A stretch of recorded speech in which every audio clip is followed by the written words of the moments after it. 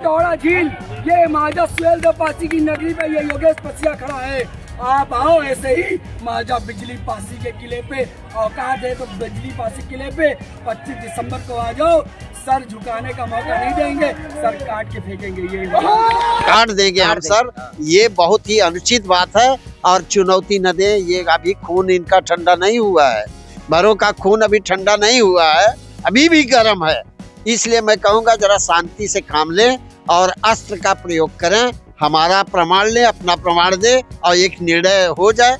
मैं तो चुनौती देता हूँ, जब जब मूल निवासियों को, मैं SC ST OBC को मूल निवासी कहता हूँ, तीनों को मिला करके, शेष लोग को विदेशी मैं मानता हूँ। अगर ये मूल निवासियों के अधिकार की जब जब बात चली है, तब तक यही सवर्ण समाज के लोग, ऊंची जात के लोग हरदम विरोध करते हैं और हमको हिंदू कह करके एक करते हैं और उसका बेनिफिट लेते हैं। और जब हिंदू में हमको मूल निवासियों को अधिकार देने की बात आती है तो एकदम विरोध में खड़ा हो जाते हैं, चाहे मंडल कमीशन की बात हो और चाहे UGC की अब बात हो। तो इसका हम पुरजोर तरीके से UGC रेगुलेशन एक्ट का जो बना है उसका समर्थन करते हैं और कहेंगे कि अगर सवर्ण समाज इस बार नहीं माना, इस बार समर्थन नहीं किया, तो फिर बड़ी निर्णायक लड़ाई हो जाएगी। राजभर समाज के एक मंत्री जी हैं, माननीय ओम प्रकाश राजभर जी, जो कि सुहेल देव भारतीय समाज पार्टी के राष्ट्रीय अध्यक्ष हैं, तो वो काफी दमदारी से रखते हैं। क्या लगता है राजनेता कहां तक सफल हो पाएंगे इस आरक्षण के मुद्दे? अब नेताओं की मैं शिकवा शिकायत नहीं करना चाहता हूं, उनकी कोई मजबूरी होगी, लेकिन आरक्षण के पक्ष में सभी हैं, लेकिन देता कोई नहीं है।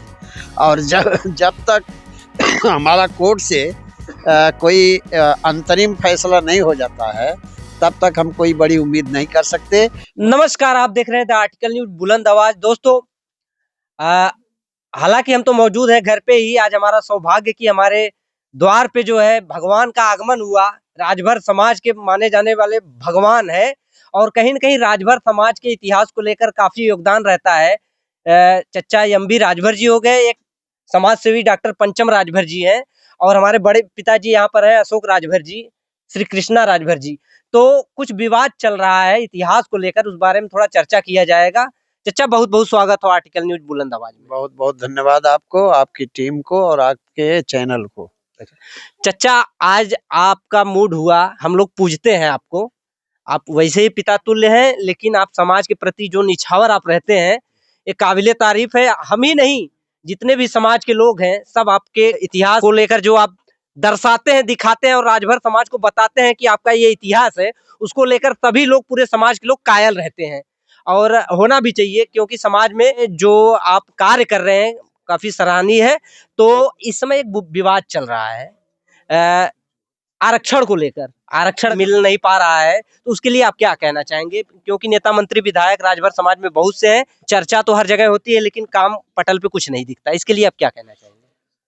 हाँ, राजभर समाज को अनुसूचित जनजाति के आरक्षण के लिए बहुत से लिखा पड़ी हुई है। एक केस भी हाई कोर्ट में इलाहाबाद प्रयागराज में चल रहा है, लेकिन सरकार, जबकि डायरेक्शन दिया था कोर्ट ने, लेकिन सरकार ने कोई अभी तक निर्णय नहीं लिया है।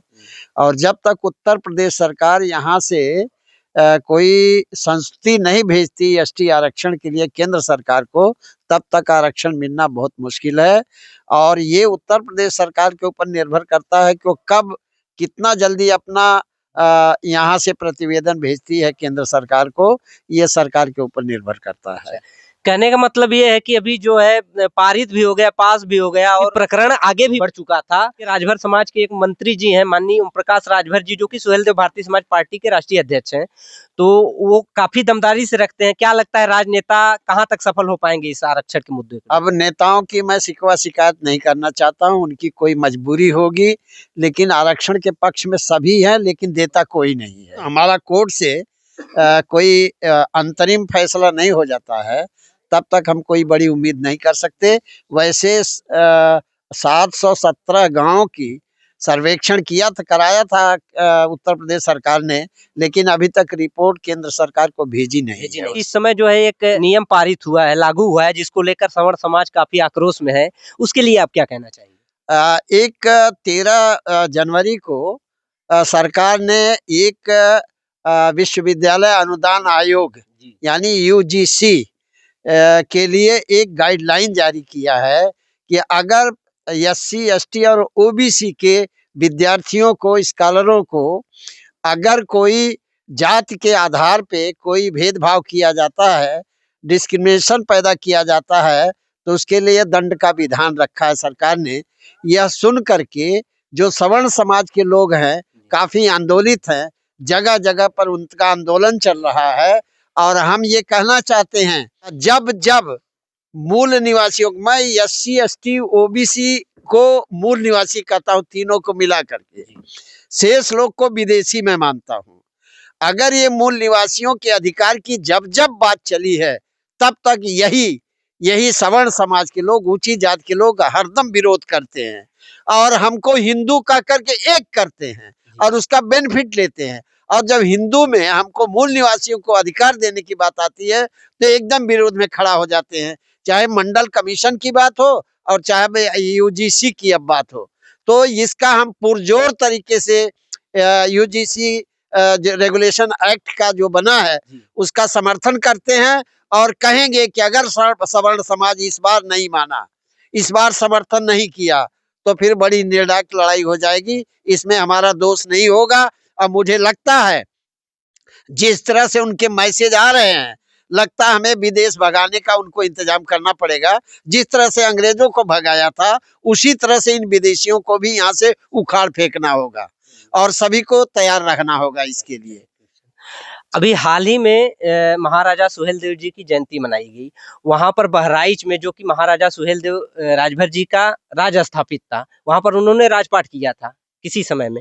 तो वहां पर जो है योगेश पासी जाकर के मीडियाबाजी पे बयान करते हैं कि लखनऊ में दम है तो लखनऊ में आए, सर झुकेगा तो उसको हम लोग माफ नहीं करेंगे, सर काटने का काम करेंगे। इसके लिए आप क्या कहना चाहेंगे? योगेश पासी जी या पासी समाज के जो प्रबुद्ध वर्ग है, उनसे मैं कहना चाहता हूं, मैंने बहुत सी किताब लिखी है इस पे, हमारा अस्त्र जो है तलवार नहीं होना चाहिए, हमारा अस्त्र प्रमाण होना चाहिए, किताबें होनी चाहिए, दस्तावेज होना चाहिए। उसकी लड़ाई अगर लड़ना है तो मैं पासी लोगों को कई बार चुनौती दे चुका हूं कि आए लड़ाई लड़ने, अपना अस्त्र आप दिखाओ, अपना अस्त्र हम दिखाते हैं, देखो दूध का दूध और पानी का पानी हो जाएगा। लेकिन ये जो कहते हैं हम सर काट देंगे, हम सर, ये बहुत ही अनुचित बात है। और चुनौती न दे, ये अभी खून इनका ठंडा नहीं हुआ है, भरों का खून अभी ठंडा नहीं हुआ है, अभी भी गर्म है।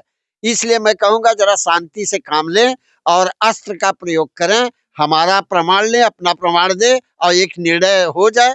मैं तो चुनौती देता हूं, मैंने किताबें लिखी है इस पे, कई किताबें लिखी है और उसमें सारे प्रमाण हमने दिए हैं।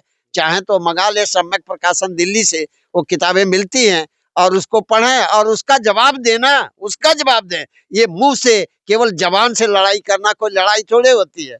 जो लड़ाई करना होता है वो अस्त्र से करता है, अपने किताबों से करता है, अपने प्रमाण से, दस्तावेज से करता है।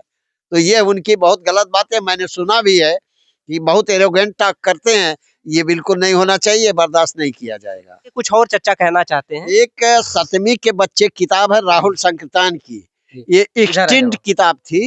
एक्सटिंक्ट मतलब ये किताब कहीं मिलती नहीं थी, लेकिन बड़ा मुझे आज खुशी हुई अशोक जी से मिल करके। ये किताब मंगाए है अमेजन से, ये किताब नई छप चुकी है और ये किताब लोग अमेजन से मंगा ले। 7वीं के बच्चे, राहुल संकीर्तन इसके राइटर है। इसमें डी बाबा एक चैप्टर है जिसमें भरों का बहुत अच्छा वर्णन किया गया है और उसमें कहा गया है यही भरों से भारतवर्ष नाम पड़ा है। तो ये किताब जिसको मंगाना है अमेजन से मंगा लें। 7वीं के बच्चे इस किताब का नाम है और ये किताब आप उपलब्ध है, आराम से मिल सकती है, इसको मंगा लें। बहुत बहुत धन्यवाद चच्चा जी, आपने जो है कितने दमदारी से और काफी बेबाकी से ऐतिहासिक बात को लेकर और आरक्षण की बात को लेकर और जो नियम पारित हुआ है उसको, उसके लिए आपने काफी अच्छा जो है विचार रखा। और एक चीज हम आप लोगों से ये भी कहना चाहेंगे कि राजभर समाज के इतिहास को लेकर काफी खींचातानी हो रही है, तो हमारी ये प्रयास है कि आपस में खींचातानी न किया जाए और साक्ष्य प्रमाण के तौर पे लड़ाई लड़ा जाए, ताकि दो समाज आपस में न लड़े और आने वाला जो पीढ़ी है उसको जो है एक अच्छा संदेश मिले। तो चच्चा ने बहुत अच्छा वक्तव्य दिया, अपना विचार रखा। आप लोग चच्चा जी के बातों से कितने % सहमत है, अपनी राय कमेंट बॉक्स करके जरूर दे। और इसी तरह की न्यूज आप लोग को इस चैनल पे मिलते रहेंगे। तब तक के लिए इजाजत चाहेंगे। जय हिंद, जय भारत।